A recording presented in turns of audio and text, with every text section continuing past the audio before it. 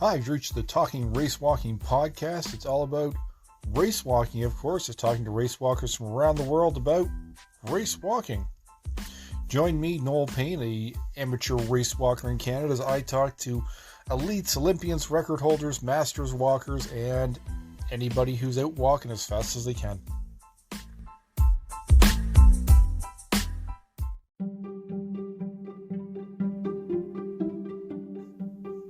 Hi, so this is a section where I'd actually be talking to someone, a race walker. So this is where you can come in. If you know a race walker, you're a race walker, and you have an amazing story, I want to hear from you. So reach out, let's chat, let's get walking and talking.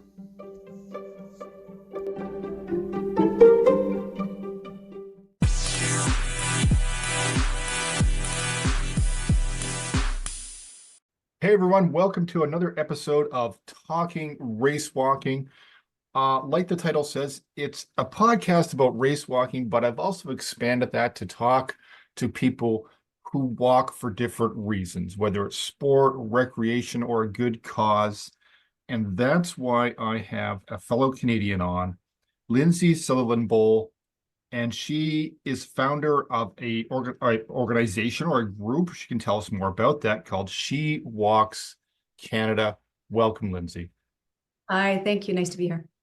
Excellent. Well, it's my honor to have you here. And like I say, I'm straying a little bit outside of race walking, but I like to promote walking as a sport or an activity because it really is sometimes just pushed to the sidelines as something that, people just, they just do casually, which is fine too.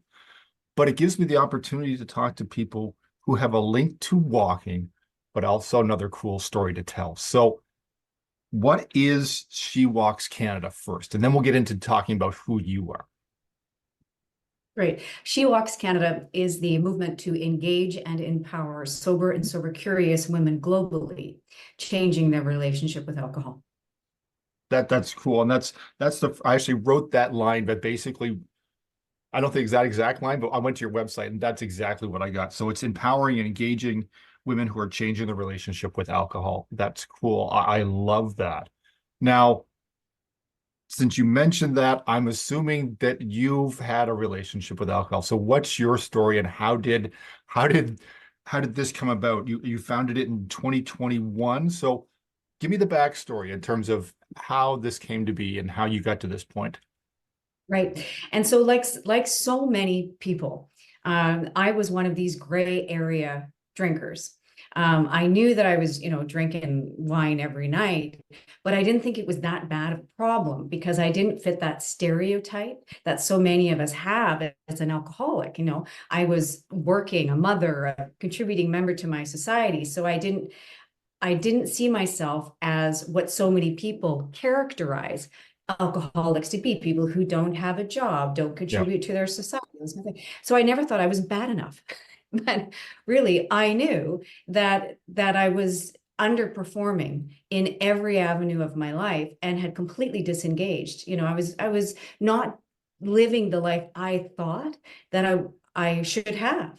And it's because, I know this is only in reflection over time, but alcohol prevented me from stepping into the life that I've always wanted to live.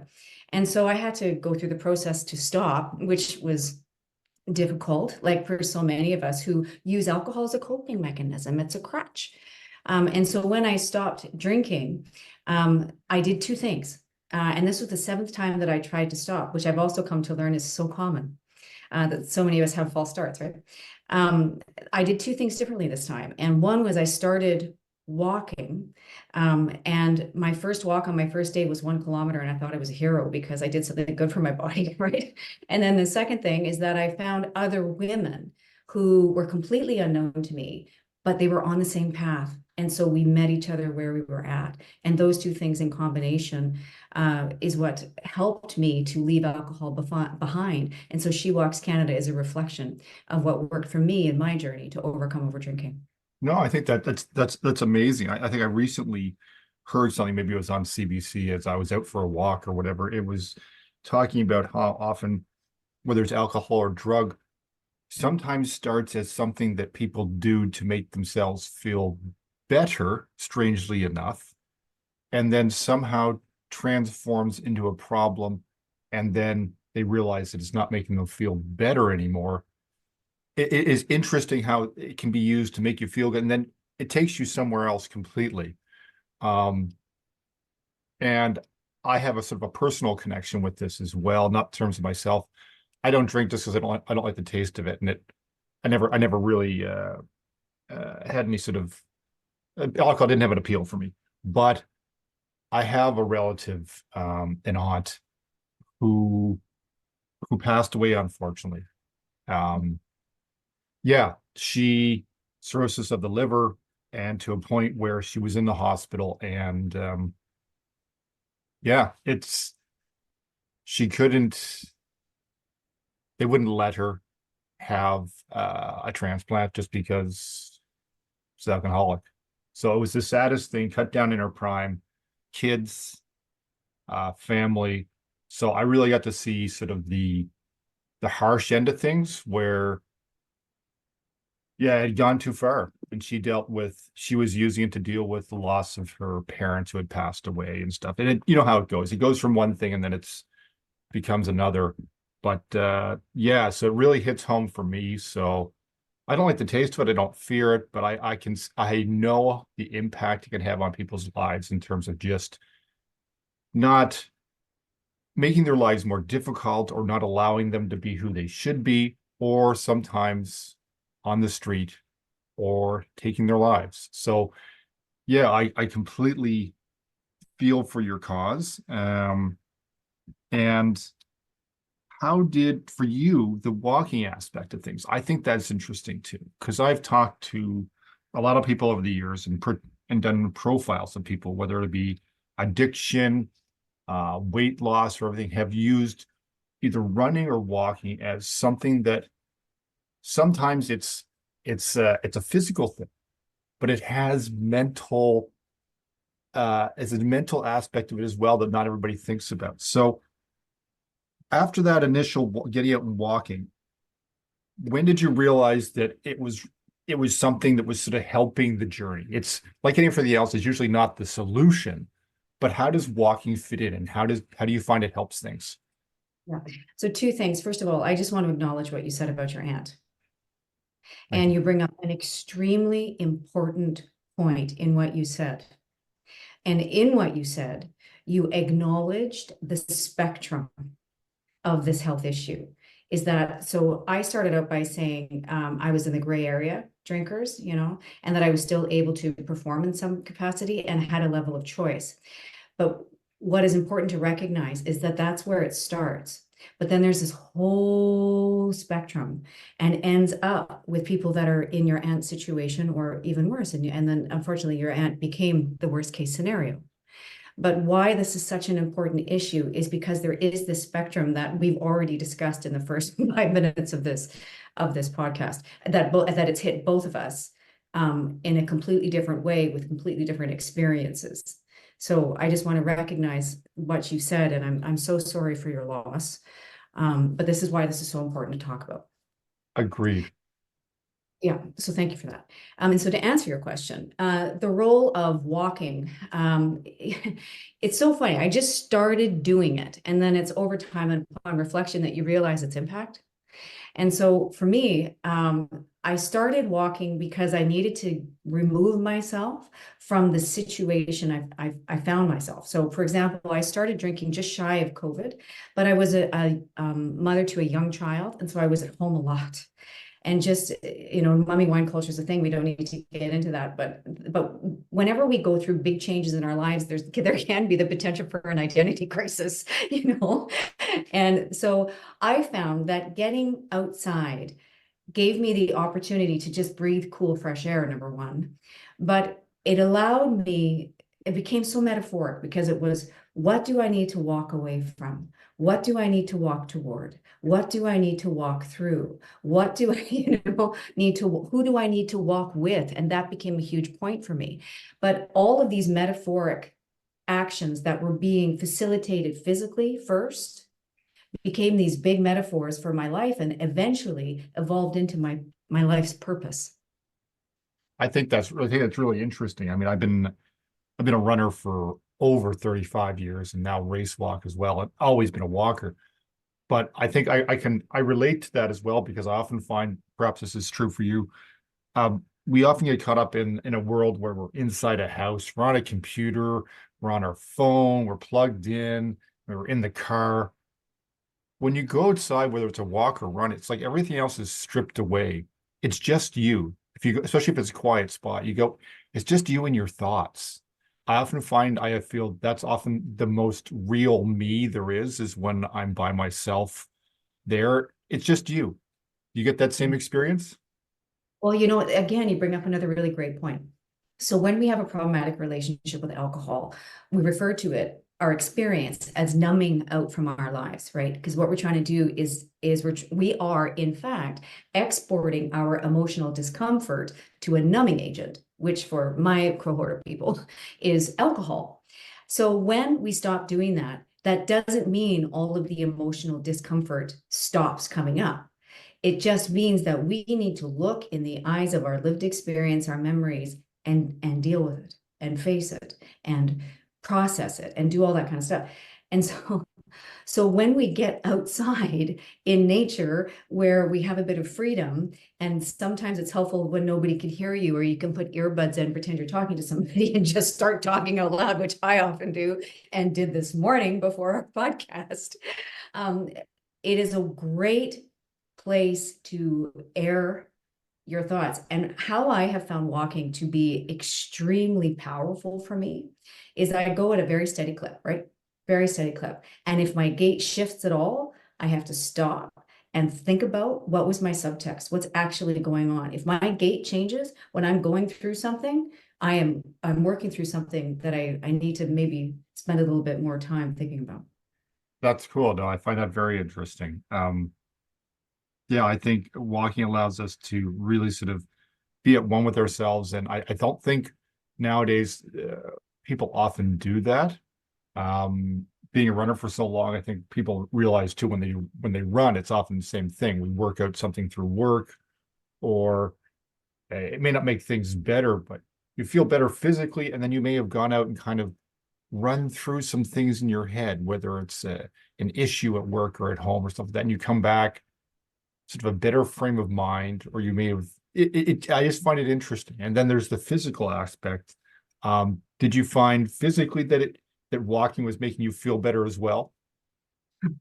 Walking has had a considerable impact on my life. So in the first year, like when I started, as I said, my first day I went out and I walked 1 kilometer and felt like a hero because it was just such a different thing that I had done for my body by comparison. So in that respect, it really was a big moment for me. But the longer I was sober, the longer I could walk. And so I had always, see, I was never an athlete, but there was always something in me that wanted to be. And so I never said that out loud because I was just so out of shape. People would laugh at me, if I actually said that. So I started to walk, and the longer I was sober, the longer I could walk. And so, by not too long, I was walking 10K a day, every day, and I loved it. And then I would start to buy the gear to support it, and I would, and all the things. And then I would be able to go a little faster, and I would get stronger, and I would get better.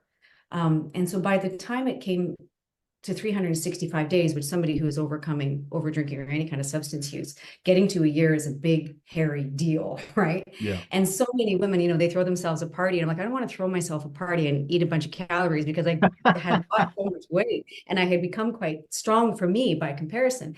I wanted to go on a walk. That's how I wanted to celebrate my 365 days, but we were at COVID. And so I took the I took the home addresses of all my friends that supported me that year, and there were 7 of them. And it was ironic that this was the 7th time I tried to stop drinking. And I put all of their addresses into Google Maps to create a route. And it came out to 36.5 kilometers. Love it. Yeah. And I said, oh my God, okay, so guess what? I know what I'm doing on 365. So, and I did, and I walked 365 kilometers. And that was a long walk. So then the following year, the next year, I continued to walk 10K a day. And on every 24th day of the month, I would walk a longer distance. And so by the end of it, I had walked 60 kilometers on November 24th. And And I'm very proud that I did that, and I will never do that again. I could, So I feel like I tick that box and say, congratulations, take a seat. I'll I leave that think to you that's guys. I'll great. leave that to you. I think that's great. I think as well, it often brings up why I sort of have gone and strayed beyond race walking to walking is for fitness or recreation or just a way of getting out there and making yourself feel good mentally and physically, whether you want to think about it as fitness or not. Um, because I think often it is sidelined as just it's just something casual walking where I love to sort of show people that it can be whatever you want it to be. It's so easy to do. It's a very basic movement. But like I say, just getting in there, it'll make you feel better physically, it allows time to think. And then if you want to take it beyond that, if you feel like you can't run or you've never been an athlete, walking can be an option. You can go far. You can see if you can go quick. It gives an option to so many people who may not think of themselves as athletes. And I love I love your sort of year-end walk. Before I started race walking, I did some ultras. So I've done like 100K, 250K runs. Yeah. On my 40th birthday, I ran from Kingston to Ottawa, so 250K in a weekend. So, oh yeah, in a weekend. And then my 41st, I ran from just outside of Montreal to Ottawa, so 100K in a well, not quite a full day. Did started in the morning and finished late afternoon type of thing. But I have done walks as well as I was preparing for that, and I've done 100K walks, not even race walks. And it is interesting. I can relate to going through things in your mind because it's funny what you get to when you're out that long by yourself. Yeah. I remember doing the 60K. I remember 68, 58, 56, and 54. I remember them all. And I had the same experience in all of them. I think it would just happen to be worse than the 60K. It was around 40, 44K where I got angry every time. Angry. And like I like, but I was, what am I going to do? Call an Uber? And Yeah. this was another one of these big metaphors. You can't call an Uber in your life. Can't do that. And the only thing you can do is put one foot in front of the other and get to the end, get through it. And if anybody ever has the opportunity, like bless your soul, I'm not sure I will ever do 100K, but any kind of these big distances, that is a huge marker for you wherever you are at. Um, it is an incredibly powerful moment when you get to that place where you think you're just not going to make it, to find whatever it is to get you through. And it's amazing to get through anger. Yeah, And I love that because I think whether you realize it or not, I'll let you in on this secret. And anybody who's listening who's an ultra marathoner, whether you walk or run long, you've experienced the ultra experience. Because for me, it's all about I've often the funny thing with ultra marathons is you'll ask people, and if you haven't stopped and cursed at some point in the ultra, you probably haven't done one because you get to that point where you really probably have never trained that far. Probably, if you're doing a 60K, you probably haven't ever done a 60K walk before. So it's an unknown. You're pushing past your mental and physical limit that you know of. So it's usually you get to that point. I've been in the middle of the woods and you're stopping, you're tired, you don't think you can go any further. A lot of times in an ultra, you don't have any choice but to keep moving forward.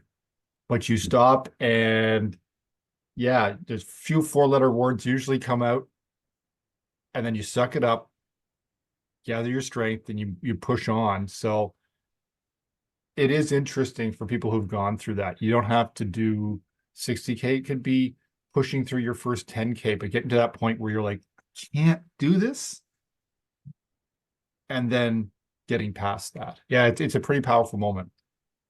Yeah. yeah, and it stays with you. Yeah. That's what I found so powerful about this. Nobody can take it away from me, No. and I've been through it. I've lived through that. I've fought through that, and it becomes a metaphor, right? Because there've been many times where I've done other things since then. I'm like, okay, I've got to fight through it. I just got to get through it, and it's a part of the journey. And if you get to that point, that is actually a reward because you earned it. And when I got my head around, if you get to anger, you've earned that place, but it is my responsibility to get past it. Yeah. It usually turns to humor afterwards. Usually you look back on those things, you get past it, and then you'll just be like, oh, for love of God. Yeah, it's just, yeah, Yeah, yeah. so I didn't get to the humor stage. But I did look back on it. I look back on it and I shake my, I have no idea how I did that. But there's something really important that we haven't talked about yet in the power of walking. And that is She Walks Canada is about community. Yes. And what is so important about overcoming any kind of problematic behavior, whatever that is, it is so much easier to overcome it or step through it in the company of other people on the same path. And so She Walks Canada every year goes on a walk. Yep. And so for either, it depends on the time frame. Our first year was 7 months. And it was COVID. And we launched, anybody will understand this, but we launched uh 2 weeks out or 3 weeks after Christmas, when our premier announced, sorry, parents, kids are actually not going back to school. You need to go back to homeschooling. Russia had just invaded Ukraine, and there was the truck convoy going across Canada. Ugh. And Yep. I said to my team, what woman in the right mind is going to choose this time to stop drinking? Come on. And so I said, but we have to launch, because it's about planting seeds, right? So Yep. so we decided we're going to walk across Canada. That was going to be our distance, but it had to be virtual because it was COVID. Nobody could talk to each other and see each other. So everybody logged their kilometers from wherever they were. And we ended up walking across Canada 3 times during that time. Wow. And I thought, isn't that interesting? So there's something, it's not just me. Yep. There's something about walking. And at that time, people were walking by themselves. So this community aspect wasn't a thing. So it's not just me who had this experience in walking through our journey to overcome over drinking. And then in our second year, we're like, okay, well, what can we do that's bigger than that? And so I jokingly said to my team, let's just circumnavigate the globe. And they said, great idea. And so, and so we set out a 100-day challenge to walk around the globe virtually because it's still COVID touch and go. And we ended up doing it 6 days short. And so we did it in 94 days. Nice. And yeah, and so this year, which is so amazing, we are walking for the first time in real life together. I saw And that. Now, did it start this year's walk? You started February 19th. Is that the date you no, started? we started on Sunday. We started March 17th on St. Patrick's Day, a big Okay, drinking. very cool. Yeah. So we started then, and my goal was to see 50 walks across North America in 100 days. And we have 204 so far, with 30 women that are walk leaders. So they're ambassadors or facilitators that are carrying the message of She Walks Canada and being leaders in their community as women who've chosen to live alcohol free, and inviting other women who are sober curious to walk with them. Okay, now now, did you do your first walk on St. Patty's Day in Ottawa? So I happened to I walked my first walk. I joined a walk leader in Quebec. Okay. But I walked on Saturday in Ottawa with 2 other members of our community. I just happened to be there. And so I said, hey, anybody want to go for a walk in Ottawa on Saturday? I just said because I wasn't supposed to be in Ottawa that weekend, and I was out with a friend on St. Patty's Day, walking Oh, along the canal, saw yeah. a group of people going by.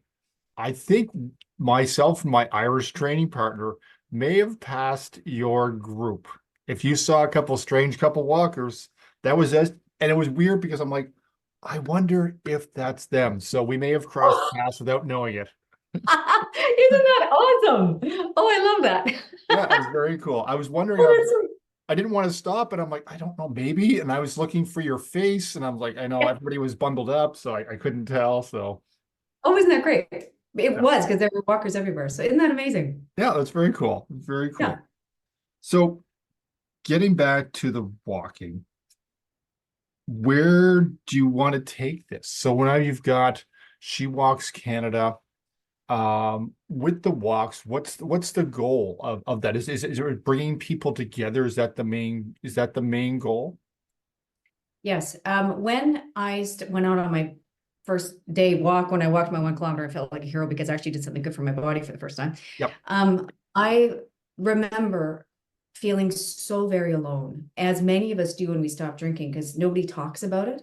It's such a shame-filled thing. Yeah. I felt very alone. And I remember after I was a year and a bit sober, I was out for a walk and I just didn't want to walk alone anymore. Yeah. And that's what all of this is about. And when we put people together on the same path, whatever metaphoric path that is, and we walk at the same gate, with the same intention, with the same goal, with the same finish line, um, absolutely extraordinary things happen. And not only do we stop drinking, we start living the life that we were always meant to live. And we do that step by step with the women who have the courage to walk with us. I love that. I've big mental health advocate as well, and I think it's very much similar thing. It's that message that you're never alone. You may feel like it, and I think She Walks Canada and others who bring people together. It's that thing of you're so much stronger when you have the support of other people. You can talk to people about the issues and stuff like that others may not really get in the same manner as somebody else who's going through the same thing. So I think that's really powerful. I love the walking aspect to it. And I kind of want to finish off as well by letting people know that to go find She Walks Canada, to go find out what you're doing, but as well that you have now, what do you call it? You've got like coaches as well that will help people. So tell people about that before we kind of finish up in the next few minutes. Right. And so for 100 days of the year, we have this walk initiative, but year round, 365 days of the year, or throughout the calendar year, we have free professional led coaching to help women overcome over drinking. And the women who come to these calls, it's like Zoom, right? The women who come to these calls are women that are anywhere in their journey, whether they're sober curious, sober, or all the way through to alcohol-free living, who enjoy having those women around them that are in whatever stage they're at, but we're all speaking the same language. There's no shame, there's no judgment. And so right now we have it Sunday, Tuesday, Wednesday, Thursday, and 8 p.m. Eastern Standard Time at 1 o'clock in the afternoon. I love it. No, I love the website. I love what you're doing. And I want to mention to people as well, go search for She Walks Canada. They're on Instagram, Facebook, YouTube, and LinkedIn. Once again, it's Lindsay Sutherland Boal, as in bowl. I had to make sure I got the right pronunciation. There we go. Doing a lot of good, getting people to a better point in their lives and using walking as well to help that journey. Lindsay, it has been a pleasure chatting with you, and I would love to connect for a walk sometime. So if you're ever in Ottawa again, let's coordinate it so we don't pass without saying hello. So I would love that. Thank you. Thank you so much. It's been a pleasure. okay. And everyone else, stay tuned. We'll have more walking stories, and I hope you enjoyed this one.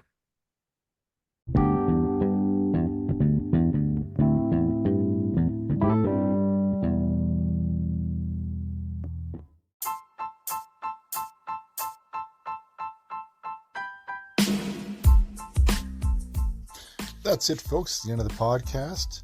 No walkers have been harmed in the recording of this podcast. And of course, at the moment, we have no sponsors or supporters at this point to fund all this amazing podcasting. But if you're out there and have a race walk company that produces some sort of race walk apparel product or something you think race walkers would love, get hold of us. We'd love to have you on board. Give us a holler.